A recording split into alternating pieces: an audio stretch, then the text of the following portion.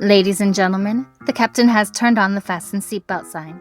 If you haven't already done so, please make sure the volume of this podcast is set perfectly to your listening enjoyment. Please take your seat, whether that's on the treadmill, car, sofa, or bed, and buckle in for the last trip. My name is Jamie Beebe, and I'll be your tour guide recreating someone's last days in paradise. On behalf of myself and everyone behind the scenes, please enjoy the Last Trip podcast. And because nobody likes a long flight to get to where they want to be, let's prepare for takeoff.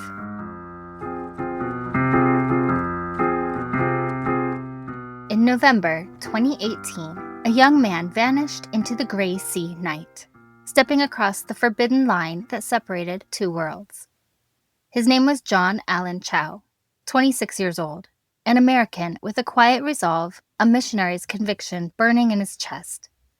He sailed toward North Sentinel Island, a place sealed off from the modern world, where the Sentinelese have refused all contact for centuries. But he wasn't a tourist. He saw himself as a messenger, with a message no one else dared deliver.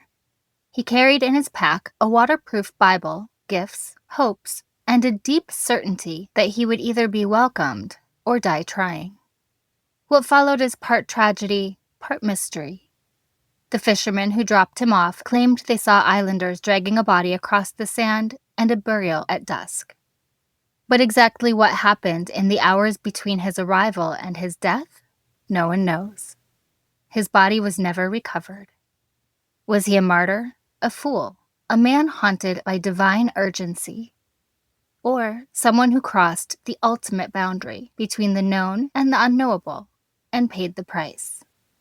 We'll retrace his footsteps, the years of planning, the journal entries scribbled in darkness, the journey into the forbidden lagoon, and the final, fateful moment when a remote tribe drew its bow. This is more than a story about death. It's a story of faith, obsession, and the fatal cost of conviction. All in the name of Jesus.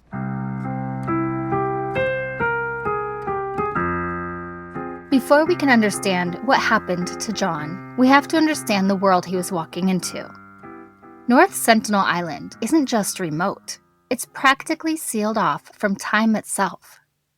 A tiny speck in the Bay of Bengal surrounded by reefs and stormy waters. It's part of India's Andaman Islands, but in reality, it's a place few outsiders have ever seen up close. The people who live there are among the last uncontacted tribes on Earth. They've survived in isolation for tens of thousands of years, rejecting every attempt at contact with the outside world. Helicopters, boats, even gifts dropped from above, all met with the same warning. Arrows drawn, ready to defend their home. To them, every visitor is an invader. To the outside world, they're a mystery. People who've managed to preserve their way of life in a modern age that no longer allows for secrets. So when John set out for North Sentinel Island, he wasn't just traveling to a forbidden place. He was stepping into one of the last, untouched corners of human history. The Sentinelese on North Sentinel Island are almost entirely beyond history's gaze. They move like shadows, emerge briefly on the white beaches, then fade into the deep, alive forest. Their drums and arrows are all that most outsiders ever glimpse, and almost nothing else is known with certainty. North Sentinel Island is a place sealed off not just by geography, but by a kind of human boundary, a boundary that has never been crossed by consent. So, what do we know about this island and these people? North Sentinel Island is part of the Andaman and Nicobar Islands, an Indian territory in the Bay of Bengal. The island itself is dense jungle, coral reefs surrounding it, battered by monsoon rains and waves. It's remote, about 31 miles west of Port Blair, the administrative capital of the Andaman Islands. The Sentinelese are classified by the Indian government as a particularly vulnerable tribal group. Because of their isolation and lack of immunity to many diseases, Indian law protects them. Contact is off limits. and laws prevent outsiders from coming closer than 5 nautical miles to the island. Estimating how many Sentinelese there are is nearly impossible. The 2011 Indian census put the number at 15 to 12 males and 3 females. But even census officials say that number is a guess based on distant observation. Other estimates by anthropologists and observers suggest the real number could range from 40 to 500, or more conservatively, between 50 and 150. What we do know about the Sentinelese comes mostly from what we don't know. The truth about who they are and where they came from is shrouded in mystery, wrapped in myth, and buried beneath centuries of isolation. From a distance, their dark skin and strong builds led some to believe they were African, direct descendants of the first humans who left the cradle of humankind tens of thousands of years ago. The theory goes that, like other ancient tribes of the Andamans, their ancestors once walked across a land bridge that connected Myanmar. And when the last ice age ended and sea levels rose, those mountains became islands, cutting them off from the rest of the world. It's a haunting story. The image of a people marooned in time, still living as their ancestors once did. To some anthropologists, it's a scientific marvel. To some believers, a miracle. Adam and Eve, untouched, living as God created them. But even the most romantic theories come with questions that may never be answered. There's no way to know for certain how long the Sentinelese have lived there, or exactly when the sea closed around their island. No bones have been unearthed, no DNA sampled, no artifacts studied. Their entire history remains unspoken. Their language, their legends, their origin story, known only to them. Everything we think we know comes from a distance, from the eyes of those watching through binoculars, or from the hum of a helicopter hovering offshore. It's a reminder that when it comes to the Sentinelese, every fact we hold on to is surrounded by shadows. Sure, we can guess at their beginnings, we can map their island, but who they are, how they see the world, remains one of humanity's last great mysteries. They live as hunter-gatherers, just as their ancestors did for thousands of years. They fish in the shallow lagoons, hunt small animals in the forest, and gather fruit and honey from the dense jungle. Sometimes they wade into the surf, spearing fish with sharpened wooden tips or simple bows, tools crafted by hand and passed down through generations. Observers from afar have seen their small huts, palm frond roofs open on the sides to the breeze, and fires glowing deep within the trees at night. They've seen canoes carved from hollow logs, used to glide along the shallows, never far from shore. Everything they build, everything they use, comes from the island itself. There are no roads, no metal, no electricity, no written language that we know of. And yet, to them, their world is whole, complete. A place where the sea provides, the forest shelters, and outsiders are not just unwelcome, but unthinkable. They live without the trappings of modern civilization, but they aren't primitive. They're independent. Every attempt to civilize the Andaman tribes in the past has brought disease, displacement, and death. The Sentinelese know this, instinctively or through ancient memory. So their hostility isn't cruelty. It's survival. Because their immune systems have never been exposed to the viruses and bacteria the rest of us live with. Even a single cold could wipe out their entire population. And that's why the Indian government enforces a strict ban against visitors. Instead, authorities maintain what they call an eyes-on, hands-off policy, watching from a distance to keep poachers away, but leaving the Sentinelese to live as they always have, in peace and in secrecy. There's something about the Sentinelese that both fascinates us and chills us to the bone. Maybe it's because they are, in so many ways, the last of their kind, a living echo of a world that existed long before ours. People who've never seen a car, never heard a phone ring, never touched a coin or read a word. Their lives are untouched by technology, by global politics, by everything we think of as progress. They're a reminder that even now, in the 21st century, there are still places where the map simply ends. But it's not just the mystery of their existence that captures us. It's what they represent. They're proof that humanity can exist outside the noise, outside the web, outside us. When we look at the Sentinelese, we see more than an isolated tribe. We see a mirror, a reflection of what we've lost connection to: the land, community, simplicity. But we also see what terrifies us: the idea that we don't belong everywhere, that there are boundaries, even in our age of conquest and curiosity, that we're not meant to cross. Their story forces us to confront uncomfortable questions. What does it mean to be left alone? What right do we have to intrude on another people's world, even in the name of discovery or faith or good intention? And at what point does curiosity become a violation? For centuries, explorers have tried to reach every corner of the planet. But here, on this tiny island, a few dozen people have drawn a line in the sand and defended it for thousands of years. In all those thousands of years, the message from the Sentinelese has always been clear: stay away. John Allen Chau decided that warning did not apply to him. John believed he'd been chosen to bring the word of God to one of the last uncontacted peoples on Earth. In his eyes, he wasn't breaking the law. He was fulfilling divine purpose. But what he couldn't see, or refused to see, was that his mission would not risk just his own life, but the survival of an entire population. So let's learn who John Allen Chau really was, the man behind the mission, and what drove him to believe he had the right to invade such a society.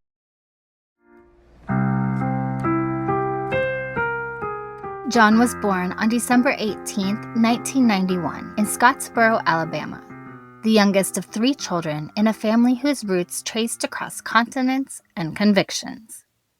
His mother was Linda Adams Chau, a European-American organizer with a Christian fellowship, and his father, Patrick Chau, a Chinese-American psychiatrist who'd left mainland China during the Cultural Revolution. Together, they created a home in Vancouver, Washington, where John would grow up. At Vancouver Christian High School, a small, tight-knitted school of just 90 students spanning 7 grades, well, that's where John found his world. It was a place where faith and friendship, discipline and curiosity were lived daily. He was raised in the Assemblies of God tradition, Pentecostal, vibrant, spoken in tongues at times, grounded in the conviction that faith was not idle, but rather it was active.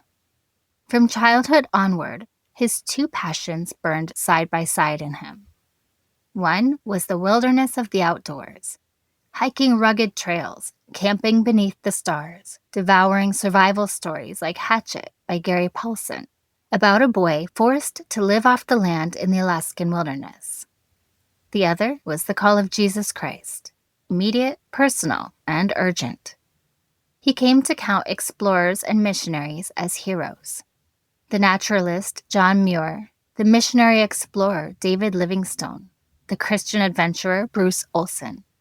They represented to him something far more than history. They were models of a life lived at the edge of faith and of the world. In high school, his interest in outdoor adventure merged with his faith in an uncommon way. He became intrigued, even captivated, by the idea of bringing Christianity to the remote. He learned of the isolated tribe on North Sentinel Island, and from that moment, he began to believe that his purpose would take him there.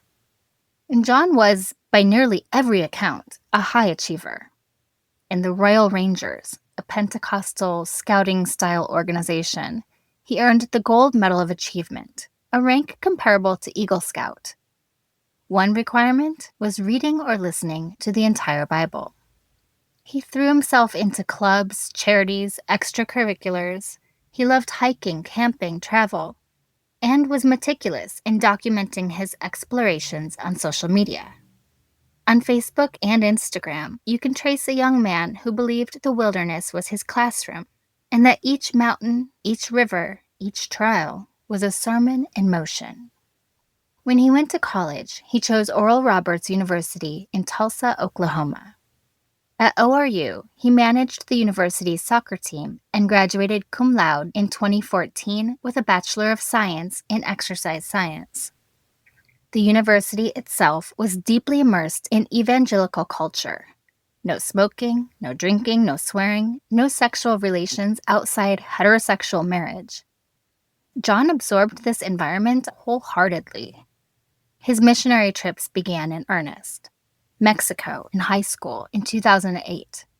Then South Africa, Iraq, Turkey, and other parts of the world. On those trips, he said things like, "We can't be lukewarm. We need to know how to defend our faith. When we go out in our world, there are people that'll come and oppose us." And those were words that framed his mindset. He opted not to chase conventional careers or romantic entanglements. He believed it was irresponsible given the risks of his intended mission. Instead, he pursued wilderness training.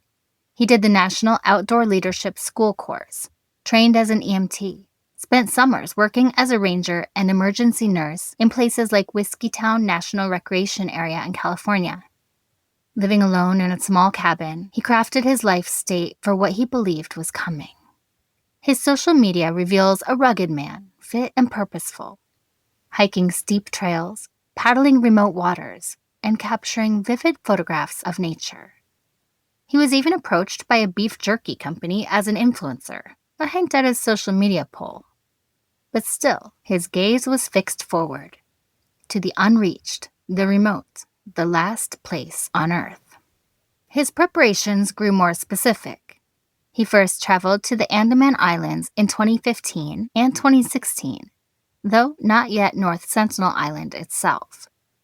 He took 4 trips in total to the region. In 2017, he participated in missionary boot camp training with the Kansas City-based evangelical group All Nations. The training included navigating a mock native village populated by missionary staff, pretending to be hostile natives with fake spears. It was part of his preparation for what he believed would be his mission. In his own diary, he referred to the tribe as his burden. He prepared gifts, mapping of the island, survival gear, linguistics training, even medical equipment, because he believed that the people on North Sentinel had never heard the gospel and never seen the love of Jesus. His decision to travel to North Sentinel Island was not impulsive. It was premeditated. He knew the legal status. The island was off limits, protected by Indian law because of the Sentinelese's isolation and vulnerability to disease. He knew the risk to himself and to them, yet he believed the mission was worth any cost. Standing now at the edge of our story, we know the mission that consumed him. His quiet prayers, his rugged gear, his long preparation, the wilderness mapped both outside and within. The son, the brother, the friend, a humble figure avoiding romantic entanglements for a higher cause. The anxious young man with a Bible in one hand and a mountain trail in the other. And that brings us to the point that he arrives to North Sentinel Island.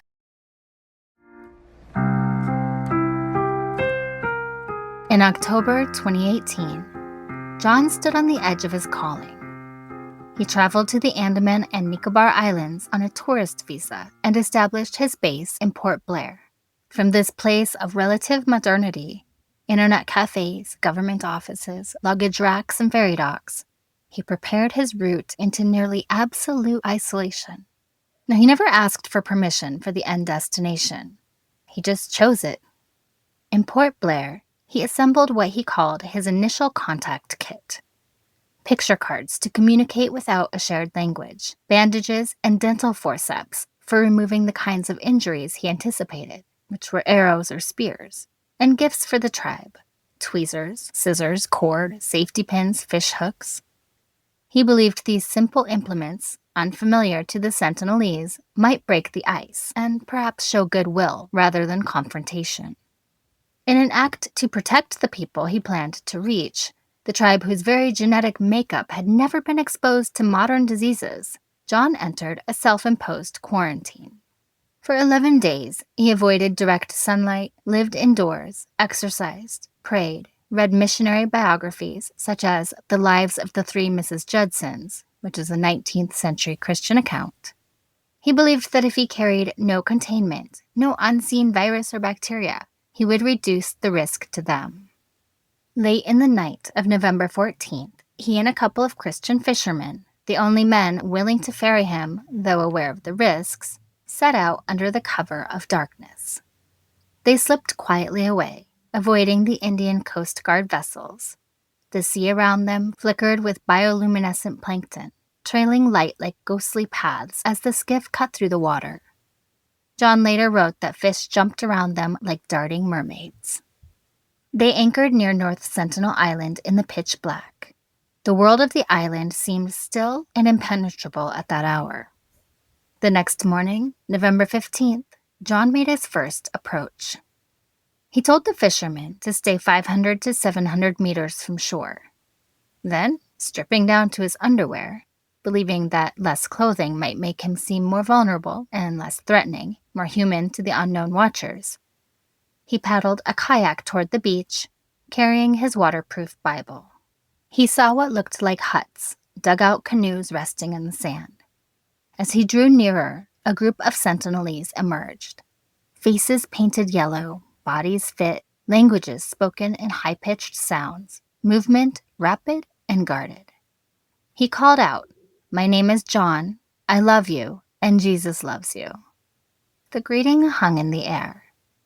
The islanders responded by stringing their bows. Heart pounding, John panicked. He threw toward them the fish he had brought, a gift.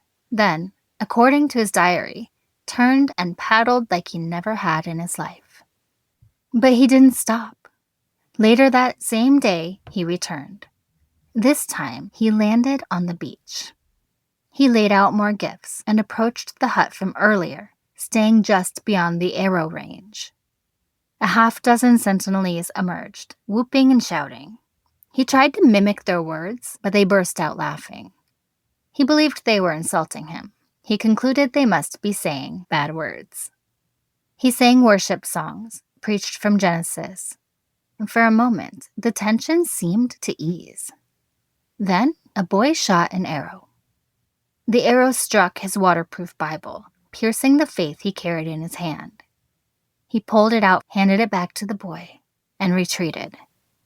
The Sentinelese had taken his kayak, so he swam nearly a mile back to the fishing vessel. That night, he wrote in his journal, "I'm scared, watching the sunset, and it's beautiful." He wept a bit and wondered if it would be the last sunset he saw before the place where the sun never sets. He wrote to his family, "You guys might think I'm crazy in all this, but I think it's worth it to declare Jesus to these people."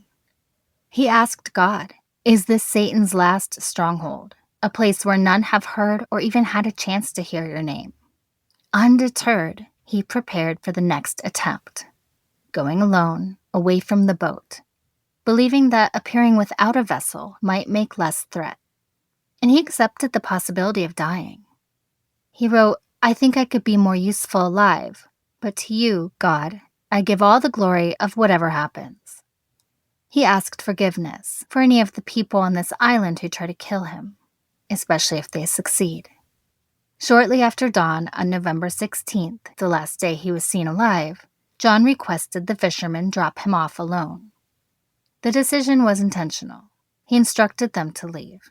He knew the risk, but in his mind, the souls of the tribe outweighed his life. The following day, the fishermen watched from their boat in stunned silence. On the distant shoreline, they saw several tribesmen dragging what appeared to be a body across the sand, then digging a shallow grave and covering it. Realizing what had happened, they turned their boat toward Port Blair and reported the grim sight to the authorities. Later, they returned with the police to the same stretch of beach, pointing out the place where they believed John's body now lay, buried beneath the island's white sand. Absolutely nothing is known about what happened in those final moments. Between the time John stepped onto the sand of the North Sentinel Island and the moment the fishermen saw his body dragged across the beach. No one but the Sentinelese know how it ended, and they'll never tell.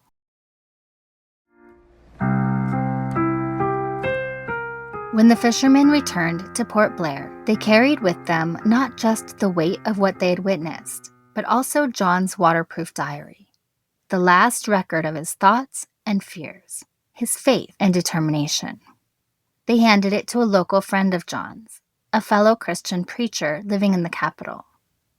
That friend, trembling as he turned its pages, contacted John's family in the United States. And soon after, the U.S. consulate in Chennai was notified. And on November 19th, word reached the Andaman authorities. Within 2 days, the story had spread across the world. On November 21st, the Director General of Police released a statement reminding the public that North Sentinel Island was strictly off-limits, a protected zone where no one, not even researchers or rescue teams, could legally go without risking both infection and death. Still, Indian officials tried. They launched several recovery efforts, approaching the island by boat, circling at a distance, scanning the shore through binoculars. But the Sentinelese made their intentions clear. Each time they emerged from the tree line with bows drawn, arrows poised, their message unmistakable: leave us alone. On one occasion, officials used binoculars and telephoto lenses to search the beach for any sign of John's body. But it had already vanished beneath the shifting sand. The government finally decided to halt all recovery operations. To continue, they said, would risk another death and possibly expose the tribe to modern pathogens that could devastate them. Dr. A.K. Sharma, an anthropologist who advised on the case, told The Guardian that the danger of a violent clash was simply too high to justify further attempts. We have to respect their isolation. It's what keeps them alive. And so, John Allen Chau remains on that forbidden island, buried in the sand of the very place he believed God had sent him. His body was never brought home, his grave marked only by the rhythm of the tide. In death, John became both martyr and cautionary tale, a symbol of faith unshaken and of boundaries fatally crossed. His final journey ended where human history itself may have begun, on an island, untouched by time, where the past still breathes and outsiders do not belong.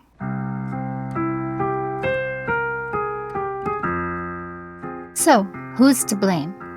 There's no single answer, no neat resolution. In the life and death of John, the fault lines spread outward, into his own heart, into a faith community, into an exotic and isolated people, into the modern world's impulses of redemption and intrusion.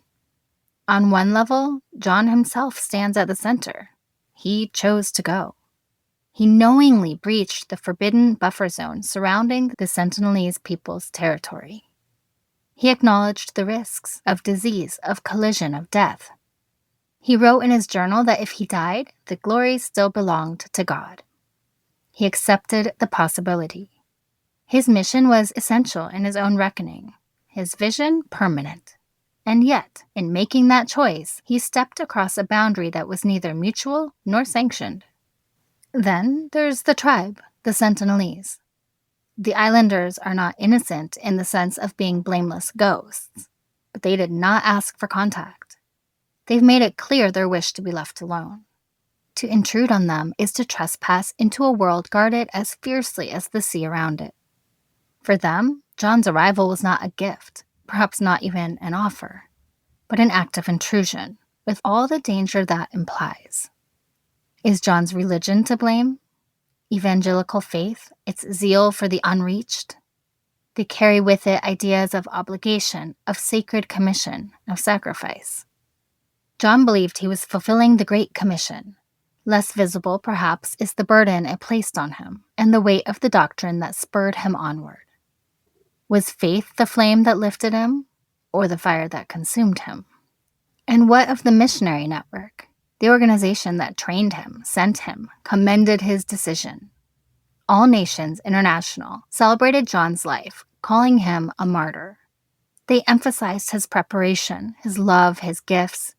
The privilege of sharing the gospel has often involved great cost, said their leader.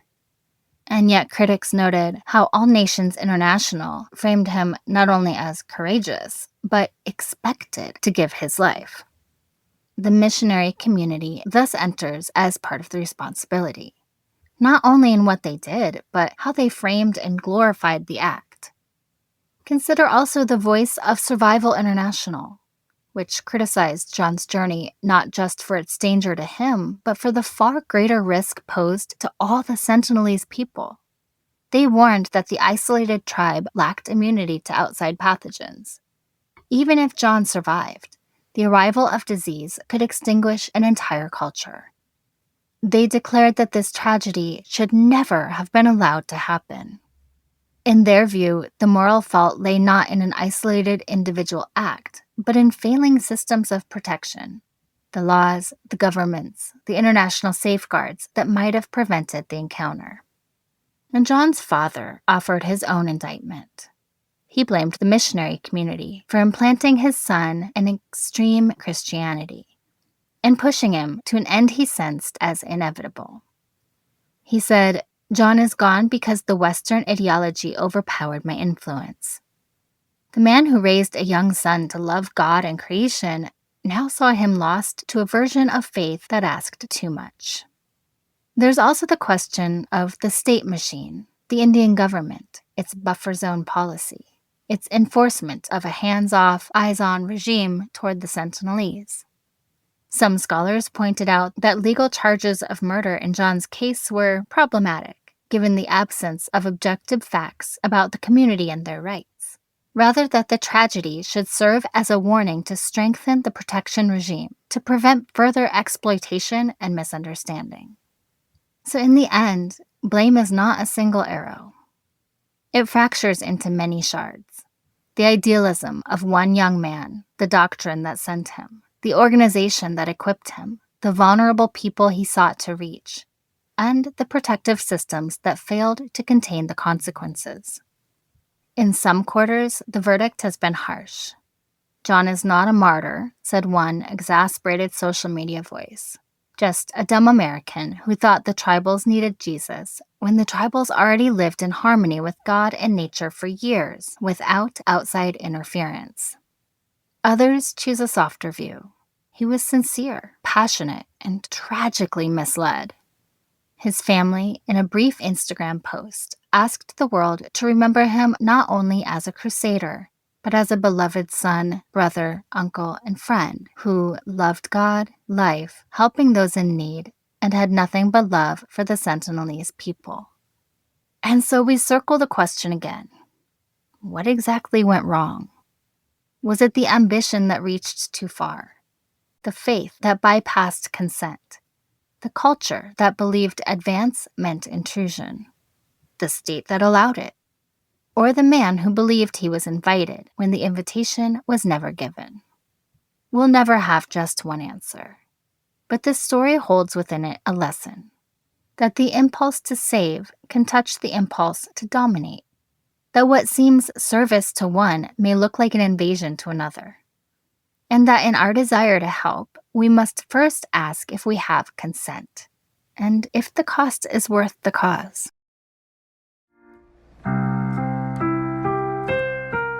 My travel tips for North Sentinel Island? Pretty simple. Don't go. Don't go, don't try. Don't even dream about sneaking a boat close enough to glimpse a person on the shore. The Sentinelese are not a destination. They're not an adventure, a curiosity, or an untouched last tribe.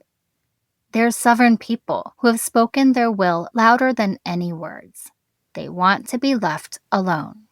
The ocean around their island isn't just water, it's a boundary, one that protects them from us. Because what we bring with us, even when our hearts are pure, is danger. Not just in the form of violence, but in the invisible things, the microbes, the pathogens, the viruses that have already destroyed entire civilizations before. The indigenous rights group, Survival International, has warned that remote tribes are being wiped out by outsiders who steal their land and resources, and by diseases like flu and measles, against which they have no immunity. It's a haunting reminder that contact can be a death sentence. Even in death, John could have infected the very people he claimed he wanted to save. And that's the tragedy in all of this. He believed he was bringing life, when what he brought, what any of us would bring, is risk. The Sentinelese don't need our religion, our science, our curiosity, or our approval. They're not meant to be studied, photographed, or folded into the rest of the world. They are living history, yes, but more than that, they are living people. People who have survived centuries of storms, invasions, and colonization by doing one thing consistently, keeping their distance. So if you ever find yourself in the Andaman Islands, standing on a beach, looking out across the water toward that green shadow on the horizon, remember that some places are sacred because they're forbidden. Respect the boundary. Travel isn't always about going farther. Sometimes it's about knowing when not to go. And this is one of those times.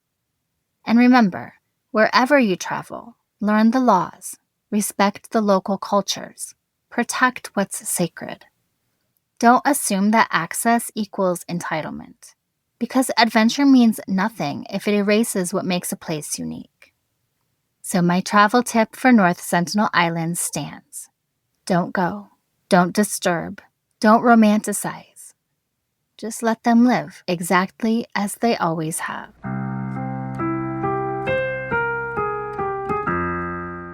John Allen Chau's story is not one of adventure. It's not one of heroism.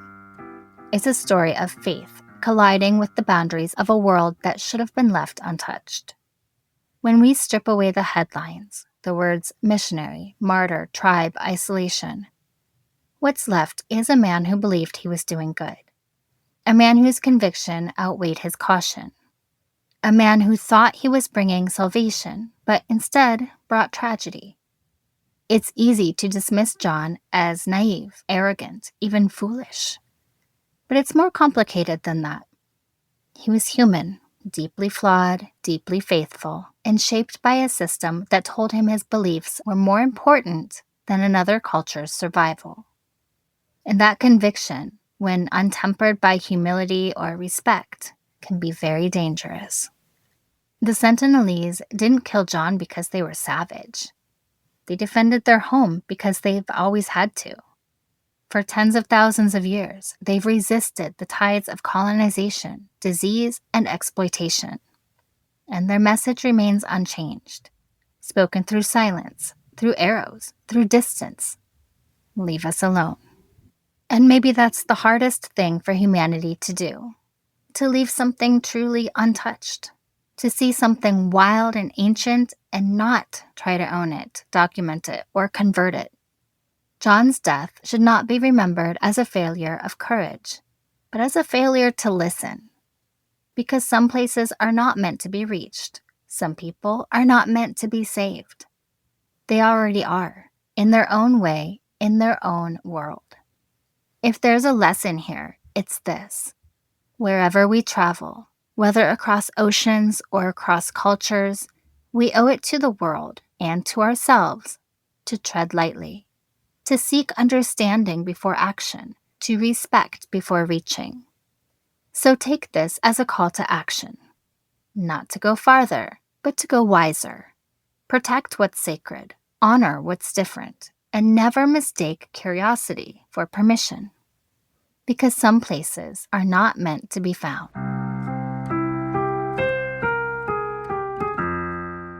And finally, remember to leave a review and rate this podcast 5 stars if you like the show, or hell, even if you don't.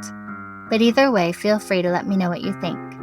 Please follow The Last Trip on Instagram at The Last Trip Crime Pod, and subscribe on Patreon to support the show. You'll get extra research, videos, photos, and updates, and even learn more about my personal travels. That's patreon.com/thelasttrippodcast. I'm Jamie Beebe, bringing you your last trip and signing off until the next one. Thanks for listening.